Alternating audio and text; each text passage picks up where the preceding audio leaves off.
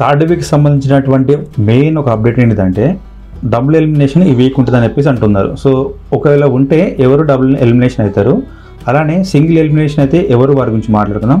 అలానే బయట ఒక టాపిక్ అనేది రీతు చౌదరి గురించి బాగా వైరల్ అయిపోతుంది, పెద్ద కాంట్రవర్సీ కూడా అవుతుంది అనమాట.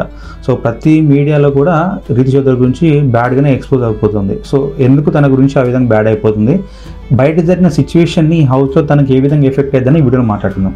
సో మెయిన్గా మనం మాట్లాడుకుంటే ఓటింగ్లో కూడా లిస్ట్ ఓటింగ్ ఎవరికి అవుతుందంటే ప్రియకి అలానే రీతు చౌదరికి ఉంది. సో ఇందులో ఒక సింగిల్ ఎలిమినేషన్ అయితే సో ఉన్న సినారియోస్ బేస్ చేసుకుంటే కొంచెం ప్రియ ఆల్రెడీ ఉన్న ప్రేక్షకులకు చిరాకు తెప్పించే బిహేవియర్ ఉంది.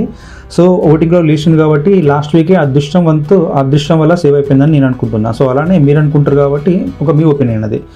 కాబట్టి ఇలాంటి రీజన్ వల్ల మళ్ళీ బిగ్ బాస్ వాళ్ళు అదే విధంగా ఆలోచిస్తే డిఫరెంట్గా అయితే ఈ వీక్ ప్రియని పంపిస్తారు. లేకపోతే ఒకవేళ ఎందుకులే మనకి ఇష్యూస్ ఆల్రెడీ ఇప్పటికే చాలా కాంట్రవర్సీస్ జరుగుతున్నాయి కాబట్టి బిగ్ బాస్ పైన మళ్ళీ కాంట్రవర్సీ ఉన్న హౌస్మేట్ పైన బయట కాంట్రవర్సీ జరుగుతుంటే మళ్ళీ పెద్ద ఇష్యూ చేయాల్సిన అవసరం లేదు.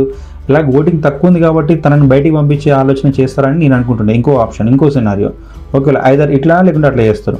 ఒకవేళ ఆ సినారియో ఏంటి చెప్పినాక ఇప్పుడు మీకు ఆ విధంగా ఆలోచిస్తే డెఫినెట్గా అయితే రీతు చౌదరిని అయితే బయటికి పంపిస్తారు.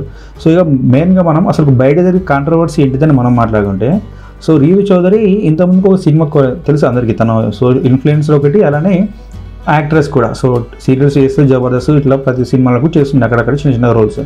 సో ఒక డ్రింకర్స్ అయిన ఒక మూవీ ఉండే. సో ఆ మూవీలో హీరో తోటి కొంచెం అఫైర్ నడుపుతున్నట్టు తన హీరో భార్య బయట ఒక క్లెయిమ్ చేస్తుంది అనమాట. సో ఈమె పైన లేనిపోని అంటే కొన్ని ఉన్న మాటలు మేబీ అనుకోవచ్చు, అది మనకు తెలియదు ఎగ్జాంపుల్గా మనకు ఎగ్జాక్ట్గా.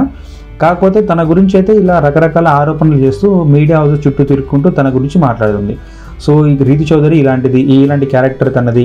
సో నా భర్తతోటి ఈ విధంగా తిరుగుతుంది. సో డే అండ్ నైట్ నా భర్తతోటి వాళ్ళ నా రూమ్లో ఉంటున్నారు, అట్టెట్లుంటారని చెప్పేసి తన గురించి అయితే బయట బాగా ఎక్స్పోజ్ చేస్తున్నారు ఆమెను. కాబట్టి తనకు అదైతే బాగా ఎఫెక్ట్ అయి ఉంటుంది. ఇంకోటి ఏంటంటే ఒకవేళ డబుల్ ఎలిమినేషన్ గురించి ఆ టాపిక్ ఒకటి, బయట కాంట్రవర్సీ గురించి సో ఎందుకు ఇలాంటి పర్సన్ హౌస్లో ఉంచుకోవాలని చెప్పేసి. ఇంకోటి ఏంటంటే లోపల ఉన్న తన బిహేవియర్ కూడా ఏమాత్రం బాగాలేదు. సో సంచాలకంగా ఫెయిల్ అయిపోయింది, ఎందుకంటే కావాలని వాంటెడ్గా ఇక్కడ డీమన్ పవన్కి సపోర్ట్ చేసే విధానం ఒకటి, అలానే ఇక్కడ డీమన్ పవన్ని అలానే కళ్యాణ్ పడాలని. సో వీళ్ళిద్దరిని ఇద్దరితోటి ఒక ట్రాక్ నడిపినట్టు అనిపిస్తుంది మెయిన్గా చూసే ప్రేక్షకులు కూడా.